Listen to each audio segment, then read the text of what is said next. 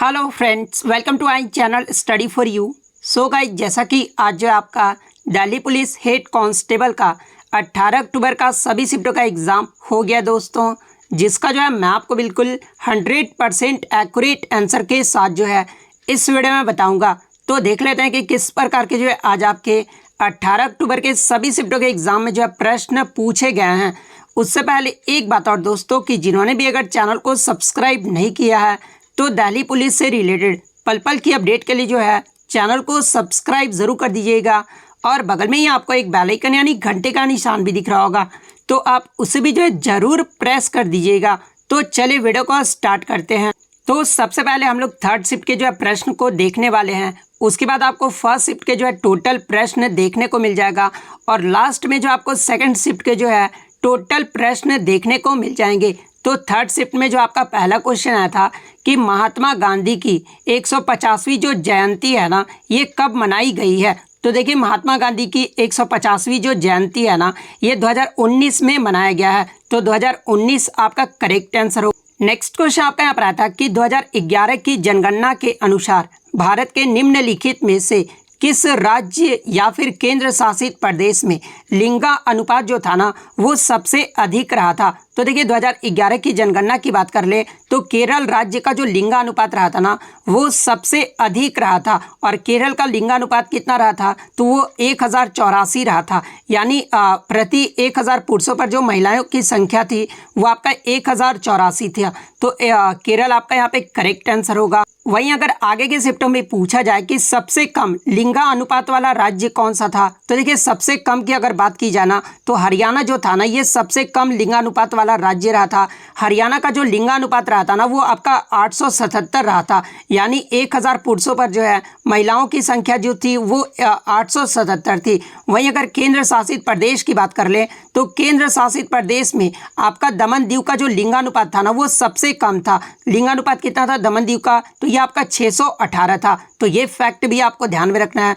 और कुछ बच्चों ने बताया कि लिंगानुपात नहीं पूछा गया था, साक्षरता पूछा गया था। तो देखिए, मैं आपको बता दूं कि साक्षरता में भी जो सबसे अधिक रहा था ना, वो केरल राज्य का रहा था। तो दोनों में ही आपका केरल ही करेक्ट आंसर होगा। केरल का जो साक्षरता दर रहा था वो 94% रहा था। तो ये भी आपको ध्यान में रखना है। नेक्स्ट क्वेश्चन आपका एक और आपका जो है 2011 की जनगणना से ही आया था कि 2011 की जनगणना के अनुसार केरल का जो है आपका साक्षरता का जो है मिलान करना था, और उसमें जो आपका एग्जैक्ट परसेंटेज देकर जो है मिलान करना पूछा गया था। तो देखिए, मैं आपको बता दूं कि 2011 की जनगणना में केरल का जो साक्षरता दर रहा था ना, वो आपका 94% रहा था। तो केरल के साक्षरता दर में 94% वाला आपका एग्जैक्ट जो है वो मिलान होगा।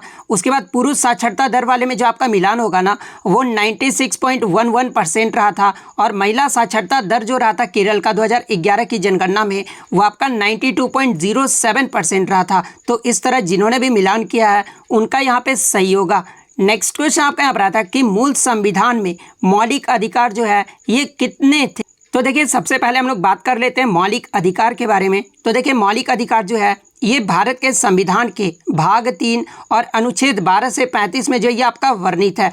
और मूल संविधान में जो आपके मौलिक अधिकारों की संख्या थी वो आपका 7 था। तो 7 आपका करेक्ट आंसर होगा। लेकिन मैं आपको बता दूं कि 44वें संविधान संशोधन के द्वारा संपत्ति के अधिकार को जो है मौलिक अधिकार की सूची से हटाकर इसे जो है संविधान के अनुच्छेद 301 के अंतर्गत जो है कानूनी अधिकार के रूप में रखा गया है। तो वर्तमान में अगर पूछा जाए कि वर्तमान में मौलिक अधिकारों की संख्या कितनी है, तो वर्तमान में जो है आपके 6 मौलिक अधिकार हैं। और वो 6 मौलिक अधिकार कौन कौन से हैं, तो एक तो आपका समानता का अधिकार है जो कि अनुच्छेद 14 से 18 में है। तो सेकंड आपका स्वतंत्रता का अधिकार है जो कि आपका अनुच्छेद 19 से 22 में है। थर्ड आपका शोषण के खिलाफ अधिकार है जो कि आपका अनुच्छेद 23 से 24 में है।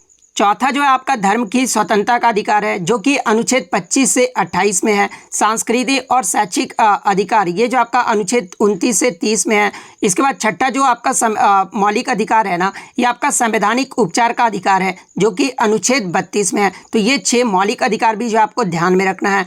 नेक्स्ट क्वेश्चन आपका यहाँ पर आता है कि नीरज चोपड़ा ने टोक्यो ओलंपिक 2020 में कितने मीटर भाला फेंककर जो है गोल्ड मेडल जीता था। तो जैसा कि आपको पता है कि भारत की तरफ से टोक्यो ओलंपिक में एकमात्र नीरज चोपड़ा ने ही जो है गोल्ड मेडल जीता था, और नीरज चोपड़ा ने जो है भाला फेंक जो है 87.58 मीटर फेंक कर जो है ये गोल्ड मेडल जीते थे, जो कि ये सेकंड अटेम्प्ट में जो है ये अपने 87.58 मीटर जो है वो भाला फेंके थे। तो ये आपका यहाँ पे करेक्ट आंसर होगा। नेक्स्ट क्वेश्चन आपका यहाँ पर आया था कि खानवा का युद्ध बाबर और किसके बीच हुआ था। तो देखिए खानवा का जो युद्ध है ना ये बाबर और राणा सांगा के मध्य लड़ा गया था। तो राणा सांगा आपका करेक्ट आंसर होगा। और मैं आपको ये भी बता दूं कि इस युद्ध में बाबर जो है वो विजयी रहा था। नेक्स्ट क्वेश्चन आपका यहाँ पर आया था कि इंदिरा गांधी शहरी रोजगार गारंटी योजना का जो शुभारंभ है ना ये किस राज्य द्वारा शुरू किया गया है। तो देखिए इंदिरा गांधी शहरी रोजगार गारंटी योजना ये जो है राजस्थान सरकार द्वारा जो है वो शुरू किया गया है। तो राजस्थान आपका करेक्ट आंसर होगा। नेक्स्ट क्वेश्चन आपका यहाँ पर आया था कि सिंगालीला राष्ट्रीय उद्यान ये जो है किस राज्य में स्थित है। तो देखिए ये जो आपका सिंगालीला नेशनल पार्क है ना ये आपका पश्चिम बंगाल राज्य में स्थित है। तो पश्चिम बंगाल आपका करेक्ट आंसर होगा। नेक्स्ट क्वेश्चन आपका यहाँ पर आया था कि इनमें से कौन सी दो नदियाँ जो है अमरकंटक की पहाड़ी से निकलती है। तो देखिए ये जो आपका नर्मदा और सोन नदी है ना इसका जो उद्गम होता है ना वो अमरकंटक की पहाड़ी से होता है। तो नर्मदा और सोन नदी आपका करेक्ट आंसर होगा। नेक्स्ट क्वेश्चन आपका यहाँ पर आया था कि लोगों को काम करने में आसानी में सहायता करने के लिए जो है केंद्र सरकार द्वारा कौन सी योजना जो है वो शुरू की गई है। तो देखिए लोगों को काम करने में आसानी और सहायता करने के लिए केंद्र सरकार के द्वारा जो है ये आपका प्रधानमंत्री श्रम योगी मानधन योजना जो है वो शुरू किया गया है। नेक्स्ट क्वेश्चन आपका यहाँ पर आया था कि हिमंत बिस्वा शर्मा जिन्होंने असम के एक मुख्यमंत्री के रूप में जो है 2021 में शपथ लिए थे, और ये जो है कितने नंबर के जो है असम के मुख्यमंत्री बने हैं। तो देखिए हिमंत बिस्वा शर्मा की बात कर ले तो ये आपके जो है असम के 15वें मुख्यमंत्री के रूप में जो है ये शपथ लिए हैं। तो 15वां आपका करेक्ट आंसर होगा। नेक्स्ट क्वेश्चन आपका यहाँ पर आता कि हरित क्रांति का संबंध ये जो है किस क्षेत्र से नहीं है। तो देखिए मैं आपको बता दूं कि हरित क्रांति का जो संबंध था ना वो आपका कृषि के क्षेत्र से है, और कृषि में भी जो आपका गेहूं से संबंधित है, और बैंकिंग क्षेत्र आपका दिया गया था। तो देखिए हरित क्रांति का जो संबंध है ना ये बैंकिंग क्षेत्र से नहीं है। तो बैंकिंग सेक्टर आपका करेक्ट आंसर होगा। नेक्स्ट क्वेश्चन आपका यहाँ पर आता कि which one of the following is the property of A compound, यानी निम्नलिखित में से कौन सा जो है एक यौगिक का गुण है। तो देखिए इसके ऑप्शन तो मुझे मिले नहीं है, लेकिन मैं आपको बता दूं कि जो आपके कंपाउंड के गुण होते हैं ना वो आपके यौगिक के गुण उन तत्वों से भिन्न होते हैं। यौगिक एक से अधिक प्रकार के परमाणुओं से बने होते हैं। इसके अलावा रासायनिक साधनों द्वारा यौगिक को जो है वो तोड़ा जा सकता है, और ये जो आपके दो या दो से अधिक तत्वों से बने होते हैं, और ये जो आपका शुद्ध पदार्थ होता है। इसके अलावा भौतिक साधनों द्वारा घटकों में जो है ये विभाजित नहीं किया जा सकता है। तो ये जो आपके यौगिक के गुण हैं, तो इन्हीं में से जो आपका कोई एक ऑप्शन दिया गया था। नेक्स्ट क्वेश्चन आपका यहाँ पर आता कि सिंधु घाटी सभ्यता के मोहनजोदड़ो में नृत्य करती हुई मूर्ति जो मिली थी ना वो किस धातु की बनी थी। तो देखिए मोहनजोदड़ो से जो आपका नृत्य करती हुई मूर्ति मिली थी ये जो कांस्य धातु का बना था, यानी ब्रॉन्ज जो आपका यहाँ पे करेक्ट आंसर होगा। नेक्स्ट क्वेश्चन आपका यहाँ पर आता कि which type of internet connection is the cheapest, यानी किस प्रकार का इंटरनेट कनेक्शन जो होता है वो सबसे सस्ता होता है। तो देखिए ये जो आपका डायल अप इंटरनेट कनेक्शन होता है ना ये आपका सबसे सस्ता होता है। तो डायल अप कनेक्शन आपका करेक्ट आंसर हो। नेक्स्ट क्वेश्चन आपका यहाँ पर आया था, और ये जो आपका फर्स्ट शिफ्ट में अब जो है ये पूछा गया था कि निम्नलिखित में से कौन सी योजना को जो है आजीविका कहा जाता है। तो देखिए मैं आपको बता दूं कि राष्ट्रीय ग्रामीण आजीविका मिशन जिसे जो है 2011 में शुरू किया गया था, और 2015 में इसका नाम बदलकर जो है दीनदयाल अंत्योदय योजना कर दिया गया था। तो आपके ऑप्शन में या तो दीनदयाल अंत्योदय योजना दिया होगा या फिर राष्ट्रीय आजीविका मिशन दिया होगा। ये जो आपके है ना वो आपके आजीविका जो है ये कहलाते हैं। तो इन दोनों में से जो भी दिया होगा वो आपका करेक्ट आंसर होगा। नेक्स्ट क्वेश्चन आपका यहाँ पर आता कि व्हाट इज हाथवे, यानी हाथवे जो है ये क्या होता है, जहाँ पे ऑप्शन में आपका सर्च इंजन ब्राउजर दिया हुआ। तो देखिए ये जो आपका हाथवे है ना ये आपका ब्रॉडबैंड इंटरनेट सर्विस प्रोवाइडर है। तो ब्रॉडबैंड इंटरनेट सर्विस प्रोवाइडर आपका करेक्ट आंसर होगा। नेक्स्ट क्वेश्चन आया था कि 2021 में मेजर ध्यानचंद खेल रत्न पुरस्कार कितने लोगों को दिया गया है। तो देखिए 2021 में 12 भारतीय खिलाड़ियों को जो है मेजर ध्यानचंद खेल रत्न पुरस्कार जो है वो दिया गया है। तो 12 आपका यहाँ पे करेक्ट आंसर होगा। इसके अलावा आपके एग्ज़ाम में इन 12 खिलाड़ियों में से एक खिलाड़ी का नाम दे दिया जाता है और पूछा जाता है कि ये खिलाड़ी जो है इन्हें मेजर ध्यानचंद पुरस्कार किस खेल के लिए जो है दिया गया है। तो ये भी आपको ध्यान रखना है कि मेजर ध्यानचंद जो खेल रत्न पुरस्कार 12 भारतीय खिलाड़ियों को दिया गया है, उसमें नीरज चोपड़ा को जो है ये एथलेटिक्स यानी भाला फेंक के लिए दिया गया है, रवि कुमार को जो है कुश्ती के क्षेत्र में दिया गया है, लवलीना बोर्गोहेन को जो है ये मुक्केबाजी के क्षेत्र में दिया गया है, पीआर श्रीजेश को जो है ये हॉकी के क्षेत्र में दिया गया है। और पीआर श्रीजेश के बारे में पूछा भी गया था कि पीआर श्रीजेश का जो संबंध है वो किस खेल से है, तो ये आपका हॉकी के गोलकीपर है। अवनी लेखरा की बात कर ले तो अवनी लेखरा को जो है ये पैरा शूटिंग के लिए दिया गया था। सुमित अंतिल की बात कर ले तो पैरा एथलेटिक्स में दिया गया था। प्रमोद भगत ये जो है पैरा बैडमिंटन के क्षेत्र में दिया गया था। कृष्णा नागर की बात कर ले तो पैरा बैडमिंटन के क्षेत्र में दिया गया था। मनीष नरवाल को जो है पैरा शूटिंग के क्षेत्र में दिया गया था। मिताली राज को जो है क्रिकेट के क्षेत्र में दिया गया था और सुनील छेत्री को फुटबॉल के क्षेत्र में और मनप्रीत सिंह को जो है ये हॉकी के क्षेत्र में दिया गया था। इससे पहले कल के शिफ्ट में आपका पूछा गया था 2021 में कितने लोगों को जो है अर्जुन पुरस्कार दिया गया है। तो देखिए 2021 की बात कर ले तो अर्जुन पुरस्कार जो है ये 35 खिलाड़ियों को दिया गया था। तो ये फैक्ट भी आपको ध्यान में रखना है। नेक्स्ट क्वेश्चन आपका यहाँ पर आता कि उत्तर प्रदेश में 2022 का जो विधानसभा चुनाव है ना, ये कितने चरण में हुआ है। और ये जो आपका रिपीटेड प्रश्न है, बहुत सारे बच्चे पूछते हैं कि सर जीके जीएस का क्वेश्चन देखने के बाद क्या प्रश्न रिपीट होते हैं। तो देख सकते हैं कि ये जो आपका रिपीटेड प्रश्न है, उत्तर प्रदेश में 2022 का जो विधानसभा चुनाव हुआ था ना, ये आपका 403 सदस्यों का चुनाव करने के लिए उत्तर प्रदेश में 10 फरवरी से 7 मार्च 2022 तक जो है ये 7 चरणों में विधानसभा चुनाव हुआ था, जिसमें भारतीय जनता पार्टी ने जो है 403 में से 255 पर जो है ये बहुमत से जो है वो सरकार बनाया था। तो 7 आपका यहाँ पे करेक्ट आंसर हो। और देखिए इससे प्रीवियस शिफ्टों में आपका पूछा गया था कि योगी आदित्यनाथ 2022 का यूपी विधानसभा चुनाव जो है ये कहां से लड़े थे। तो देखिए योगी आदित्यनाथ की बात कर ले तो 2022 का जो यूपी विधानसभा चुनाव है ना, ये गोरखपुर सदर से लड़े थे। इसके अलावा आपका पूछा गया था कि उत्तराखंड के मुख्यमंत्री पुष्कर सिंह धामी ये जो है कहाँ से चुनाव हारे थे, तो ये खटीमा से चुनाव हारे थे। तो 2022 में जो आपका 5 राज्यों में विधानसभा चुनाव हुआ है, उससे आप जो है प्रश्न जरूर देख कर जाइएगा। नेक्स्ट क्वेश्चन आपका यहाँ पर आया था कि सैला नृत्य ये जो है किस राज्य से संबंधित है। तो देखिए ये जो आपका सैला नृत्य है ना, ये छत्तीसगढ़ की गोंड जनजाति का आदिवासी नृत्य है जो फसल की कटाई के बाद जो वो किया जाता है। तो आपके ऑप्शन में छत्तीसगढ़ दिया होगा, तो छत्तीसगढ़ आपका करेक्ट आंसर होगा। अगर छत्तीसगढ़ ऑप्शन में नहीं दिया गया था तो ये जो आपका मध्य प्रदेश का भी जो है एक नृत्य है। तो छत्तीसगढ़ तो आपका ऑप्शन में नहीं दिया हुआ, तो मध्य प्रदेश फिर आपका करेक्ट आंसर होगा। बात कर ले छत्तीसगढ़ के अन्य लोक नृत्य के बारे में, तो जैसे कि आपका कर्मा नृत्य, सुआ नाच, पंडवानी, पंथी नृत्य और रहस नृत्य, ये सब जो नृत्य है ना, ये आपके छत्तीसगढ़ के लोक नृत्य हैं। तो ये भी आपको ध्यान में रखना है। नेक्स्ट क्वेश्चन आपका यहाँ पर आया था कि सरदार स्वर्ण सिंह समिति की सिफारिश पर कितने जो है मौलिक कर्तव्य जोड़े गए।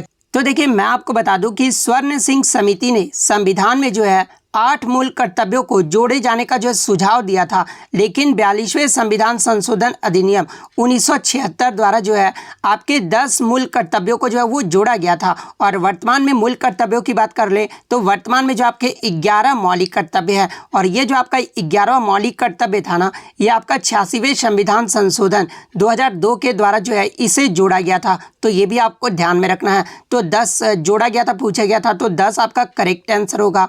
नेक्स्ट क्वेश्चन आपका यहाँ पर आया था कि सोनालिका ये जो है किस फसल की किस्म है। तो देखिए ये जो आपका सोनालिका है ना, ये गेहूं की फसल का एक किस्म है, तो गेहूं आपका करेक्ट आंसर होगा। इसके अलावा जवाहर ये जो है किस फसल की उत्तम किस्म है। तो देखिए जवाहर की बात कर ले तो ये आपका मक्का का जो है ये आपका किस्म है, तो ये भी आपको ध्यान में रखना है। चावल का खाने योग्य भाग ये पूछा जाता है।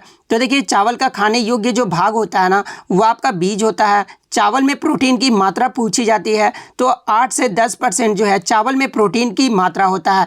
और जया ये जो है किस फसल की उत्तम किस्म है। तो देखिए ये जो आपका जया है ना, ये चावल की जो है उत्तम किस्म है, तो ये भी आपको ध्यान में रखना है। नेक्स्ट क्वेश्चन आपका यहाँ पर आता है कि सिंधु सभ्यता में किस जगह पर जो है जुते हुए खेत के साक्ष्य मिले हैं। तो देखिए सिंधु सभ्यता की बात कर ले तो जुते हुए खेत के जो साक्ष्य है ना, ये आपके कालीबंगा राजस्थान से मिले हैं, तो कालीबंगा आपका करेक्ट आंसर होगा। इसके अलावा अन्य फैक्ट्स की बात कर तो देखिए सिंधु घाटी सभ्यता से दोहरे दफन के साक्ष्य, चावल की भूसी के अवशेष, घोड़े की टेराकोटा मूर्ति के साक्ष्य, जहाज बनाने का स्थान, एक जहाज का टेराकोटा मॉडल, ये सभी जो आपके लोथल से मिले हैं। तो ये फैक्ट आपको ध्यान में रखना है। इसके अलावा हल से भूमि के साक्ष्य, लकड़ी के फरसे के साक्ष्य, 7 अग्नि वेदियों के साक्ष्य और जुताई की गई सतह, ये जो आपके कालीबंगन से मिला है।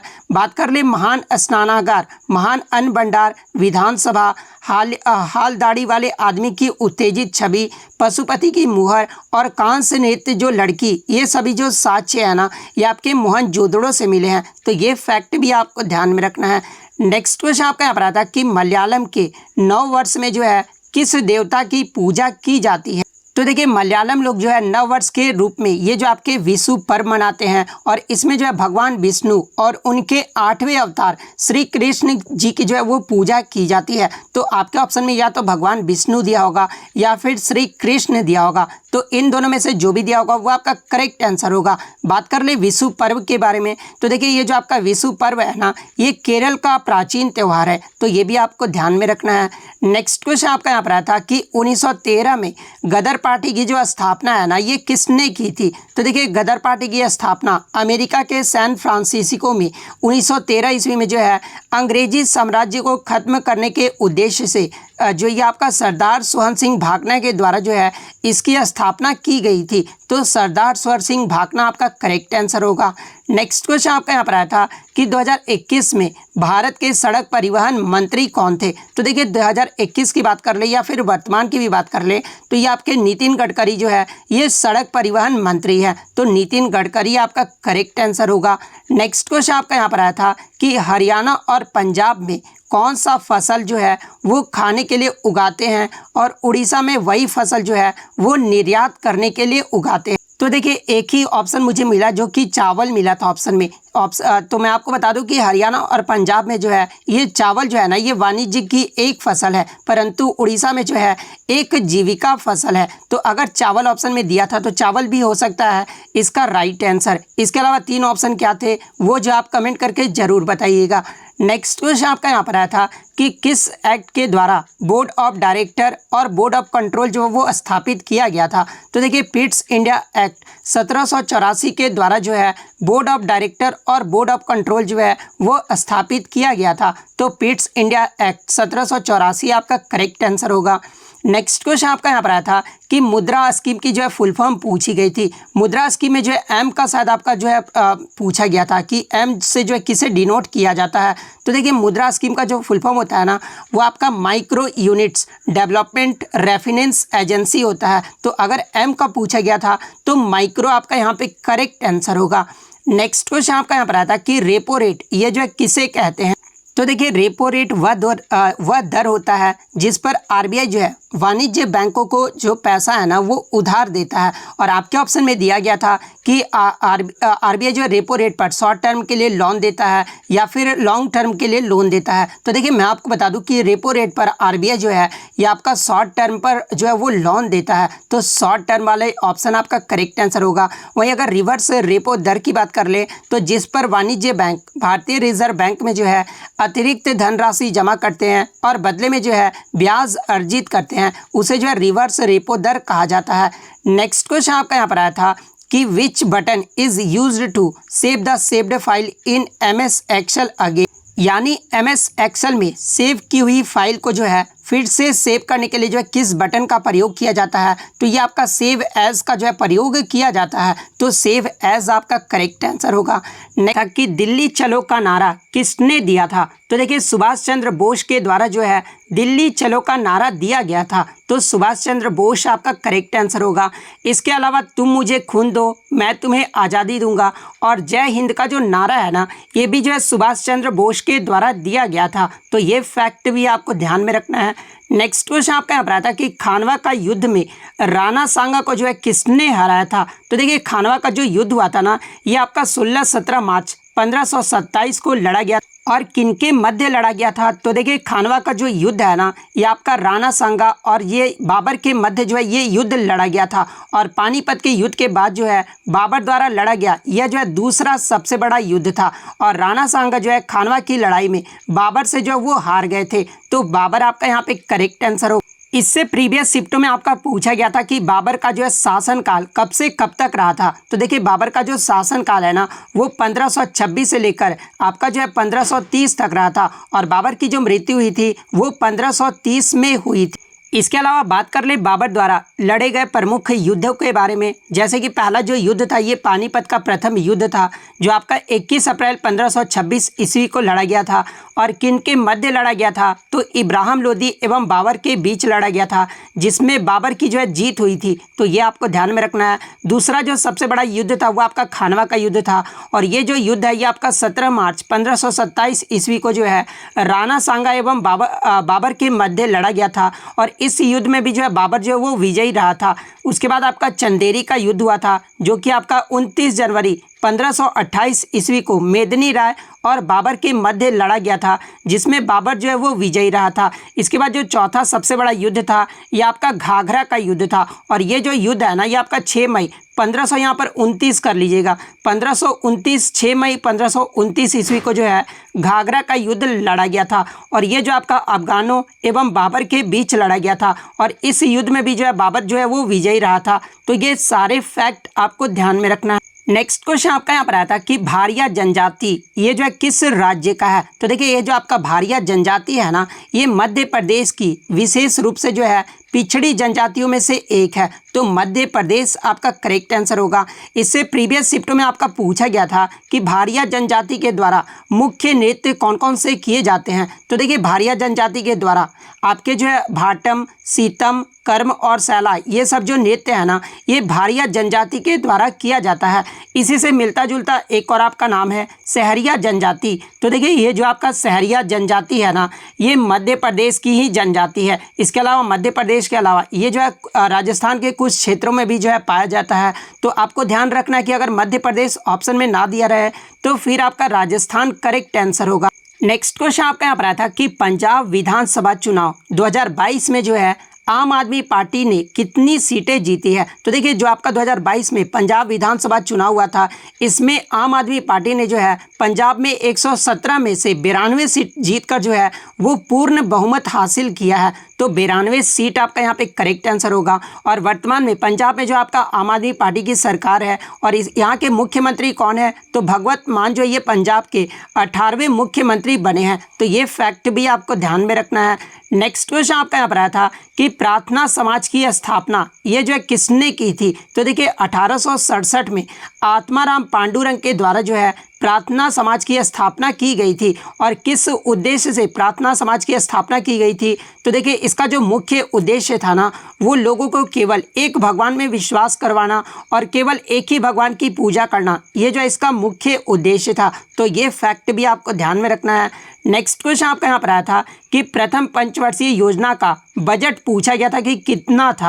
तो देखिए मैं आपको बता दूं कि पंडित जवाहरलाल नेहरू ने 8 दिसंबर 1951 को जो है संसद में पहली पंचवर्षीय योजना को जो है पेश किया था। और उन्होंने उस समय सकल घरेलू उत्पाद यानी जीडीपी का जो लक्ष्य है ना वो 2.1% या फिर 2069 करोड़ जो है वो निर्धारित किया था। तो आपके ऑप्शन में या तो 2.51% दिया होगा या फिर आपका 2069 करोड़ रुपए दिया होगा। तो इन दोनों में से जो भी दिया होगा वो आपका करेक्ट आंसर होगा। बात कर ले प्रथम पंचवर्षीय योजना ये जो है किस मॉडल पर आधारित था? तो ये आपका हेराल्ड डोमर मॉडल पर आधारित था। वहीं अगर द्वितीय पंचवर्षीय योजना की बात कर ले तो ये आपका जो है पीसी महालनोबिस मॉडल पर जो है ये आधारित था। नेक्स्ट क्वेश्चन आपका यहाँ पर आता है कि इनमें से कौन जो एक मौलिक कर्तव्य नहीं है? तो देखिए मैं आपको बता दूं कि भारतीय संविधान के भाग 4A में और अनुच्छेद 51A में जो है नागरिकों के मौलिक कर्तव्य से संबंधित है। और आपके ऑप्शन में दिया गया था कि करों का भुगतान करने का कर्तव्य।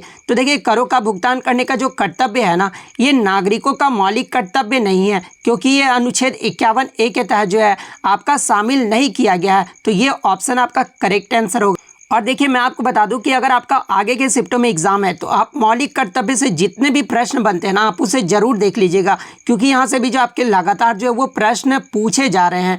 क्योंकि वर्तमान में कितने मौलिक कर्तव्य अगर ये पूछा जाए तो 11 वर्तमान में मौलिक कर्तव्य हैं। नेक्स्ट क्वेश्चन आपका यहाँ पर आया था कि 2011 की जनगणना के अनुसार भारत में किशोर यानी जो 10 से 19 वर्ष की आयु वाले जनसंख्या जो ये कितने प्रतिशत थी। तो देखिए मैं आपको बता दूं कि 2011 की जनगणना के अनुसार भारत के लगभग 41% लोग जो है वो 20 वर्ष से कम आयु के थे और आधी आबादी जो आपका 20 से 59 आयु के वर्ग के हैं, यानी 51% जो आबादी था ना वो 20 से 59 आयु के वर्ग का था, जबकि 9% जो है वो 60 वर्ष से अधिक आयु के हैं। तो आपके ऑप्शन में या तो 41% दिया होगा, तो 41% आपका करेक्ट आंसर होगा। नेक्स्ट क्वेश्चन आपका यहाँ पर आया था कि 1951 से 2011 तक कितनी जनसंख्या घनत्व जो है वो बढ़ी है। तो देखिए मैं आपको बता दूं कि 1951 में जो आपका भारत का जनसंख्या घनत्व था ना वो आपका 117 प्रति वर्ग किलोमीटर था। वहीं अगर 2011 की बात कर ले तो भारत का जो जनसंख्या घनत्व था 2011 की जनगणना के अकॉर्डिंग वो आपका 382 प्रति वर्ग स्क्वायर किलोमीटर था। और बात कर ले इसमें कितना इंक्रीज़ हुआ था 1951 से 2011 के बीच में, तो ये आपका 200 पर्सन यानी 200 व्यक्ति पर स्क्वायर किलोमीटर की जो है वो वृद्धि हुई है, यानी 3 गुना। अगर ट्रिपल दिया होगा तो 3 गुना आपका यहाँ पे करेक्ट आंसर होगा। नेक्स्ट क्वेश्चन आपका यहाँ पर आता कि आज़ादी का अमृत महोत्सव कितने सप्ताह तक जो है ये मनाया गया है। तो देखिए आज़ादी का जो अमृत महोत्सव है ना ये आधिकारिक तौर पर 12 मार्च 2021 को शुरू हुआ था, क्योंकि एग्जाम में एग्जैक्ट डेट भी पूछा जाता है कि आज़ादी का अमृत महोत्सव ये जो है कब शुरू हुआ था। तो ये आपका 12 मार्च 2021 को शुरू हुआ था और 15 अगस्त 2022 से लगभग 75 सप्ताह तक जो ये आपका आज़ादी का अमृत महोत्सव मनाया गया था। तो 75 सप्ताह आपका करेक्ट आंसर होगा। नेक्स्ट क्वेश्चन आपका यहाँ पर आया था कि बजट ये जो है किस तारीख को पेश किया जाता है। तो देखिए हर साल केंद्रीय बजट जो है फरवरी के पहले दिन संसद में जो है देश के वित्त मंत्री यानी फाइनेंस मिनिस्टर के द्वारा जो है ये पेश किया जाता है। तो 1 फरवरी आपका यहाँ पे करेक्ट आंसर होगा। नेक्स्ट क्वेश्चन आपका यहाँ पर आया था कि कुमायूं हिमालय किन 2 नदियों के बीच स्थित है। तो देखिए ये जो आपका कुमायूं हिमालय है ना ये आपका सतलज और काली नदी के बीच स्थित है। तो सतलज और काली आपका करेक्ट आंसर होगा। इसके अलावा एग्जाम में ये भी प्रश्न पूछा जाता है कि सिंधु और सतलज नदियों के बीच स्थित हिमालय के हिस्से को जो है क्या कहा जाता है। तो ये पंजाब हिमालय के नाम से जाना जाता है। काली और तीस्ता नदियों के बीच स्थित हिमालय के हिस्से को जो है नेपाल हिमालय के नाम से जाना जाता है। इसके अलावा तीस्ता और दिहांग नदियों के बीच स्थित हिमालय के हिस्से को जो है असम हिमालय के नाम से जाना जाता है। तो ये सारे फैक्ट आपको ध्यान में रखना है। नेक्स्ट क्वेश्चन आपका यहाँ पर आता है कि त्रिवेणी नहर से किस राज्य में सिंचाई होता है। तो देखिए त्रिवेणी नहर भारत में बिहार के उत्तर पश्चिम क्षेत्र के जो है चंपारण जिले में सिंचाई करने के लिए जो है ये बनाई गई एक नहर है। तो आपका जो है बिहार आपका करेक्ट आंसर होगा। इसके अलावा एग्जाम में ये भी प्रश्न पूछा जाता है कि त्रिवेणी नहर का जो निर्माण है ना ये किस नदी पर किया गया है। तो देखिए त्रिवेणी नहर का जो निर्माण है ना ये आपका गंडक नदी पर किया गया है। तो ये फैक्ट भी आपको ध्यान में रखना है।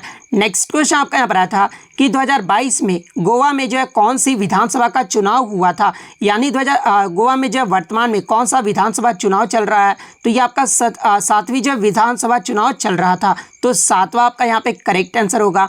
बात कर ले गोवा में विधानसभा सीटों की संख्या कितनी है। तो गोवा की बात कर ले तो विधानसभा सीटों की जो संख्या है ना वो आपका 40 है। नेक्स्ट क्वेश्चन आपका एक इंग्लिश का सिनोनिम पूछा गया था, रिजिड में जो है सिनोनिम पूछा गया था। तो देखिए रिजिड का जो मतलब होता है ना वो आपका कठोर होता है। तो इसका जो सिनोनिम होगा वो आपका एडमेंट होगा, फिक्स्ड होगा, ऑस्टेयर होगा, हार्ड लाइन होगा, डेफिनिट होगा, हार्श होगा, एग्जैक्ट, इनफ्लेक्सिबल। ये सब जो होंगे ना आपके रिजिड के जो है सिनोनिम होंगे। तो इनमें से जो भी ऑप्शन में दिया होगा वो आपका करेक्ट आंसर होगा। इसके अलावा कंप्यूटर में एक प्रश्न था कि बाहर से जो मैसेज आते हैं ना वो हम किस में देख सकते हैं। तो देखिए बाहर से जो मैसेज आते हैं वो हम इनबॉक्स में देख सकते हैं। तो इनबॉक्स आपका करेक्ट आंसर होगा। तो इतने क्वेश्चन जो है आज मुझे बच्चों के द्वारा मिले हैं जो कि 100% रियल और ऑथेंटिक है। तो अगर वीडियो अच्छी लगी हो तो वीडियो को जो है लाइक ज़रूर कर दीजिएगा और इसी तरह किसी भी एग्जाम का रियल एनालिसिस पाने के लिए जो है चैनल को सब्सक्राइब ज़रूर कर दीजिएगा। तो मिलते हैं नेक्स्ट वीडियो, तब तक thank you, all the best.